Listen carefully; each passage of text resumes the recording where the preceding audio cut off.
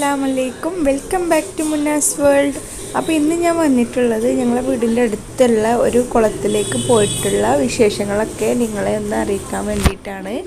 അപ്പോൾ ഞങ്ങളെ വീടിൻ്റെ അടുത്ത് തന്നെയുള്ളൊരു കുളമാണിത്. ചുറ്റും റബ്ബർ തോട്ടത്തിൻ്റെ ഉള്ളിലായിട്ടുള്ളൊരു കുളമാണിത്. പാറക്കുളം എന്നാണ് എല്ലാവരും പറയാറ്.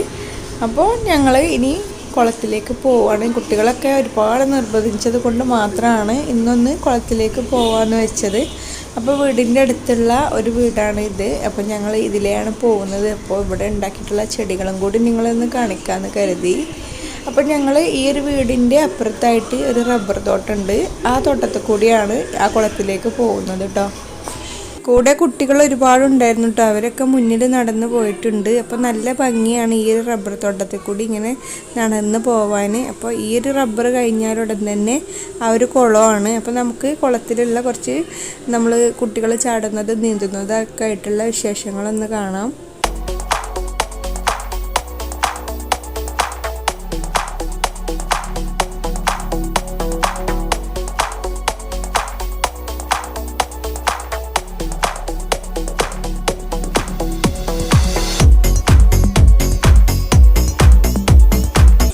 അപ്പോൾ ഇതാണ് കേട്ടോ ഞാൻ പറഞ്ഞിട്ടുള്ള അതിമനോഹരമായിട്ടുള്ള കുളം. നല്ല ഭംഗിയുണ്ട് കാണാൻ. ഇപ്പോൾ മഴ ഇല്ലാത്തത് കൊണ്ട് തന്നെ വെള്ളമൊക്കെ കുറച്ച് കുറവാണ്. മഴക്കാലത്ത് നല്ല വെള്ളവും നല്ല ഭംഗിയാണ് ഈ ഒരു കുളം കാണാൻ വേണ്ടിയിട്ട്. അപ്പോൾ നമുക്കിനി കുട്ടികളുടെ നീന്തലും ചാടലൊക്കെ ആയിട്ട് കുറച്ച് വിശേഷങ്ങളിലേക്ക് പോവാം.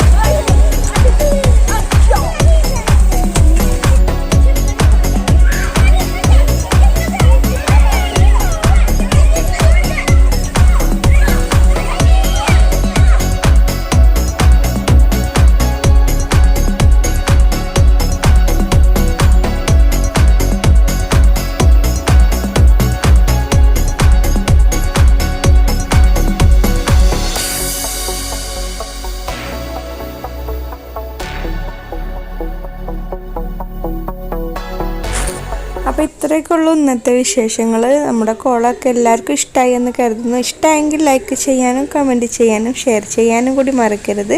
ചാനൽ സബ്സ്ക്രൈബ് ചെയ്യാതെ ആരെങ്കിലും കാണുന്നുണ്ടെങ്കിൽ പ്ലീസ് ഒന്ന് സബ്സ്ക്രൈബ് ചെയ്യുക.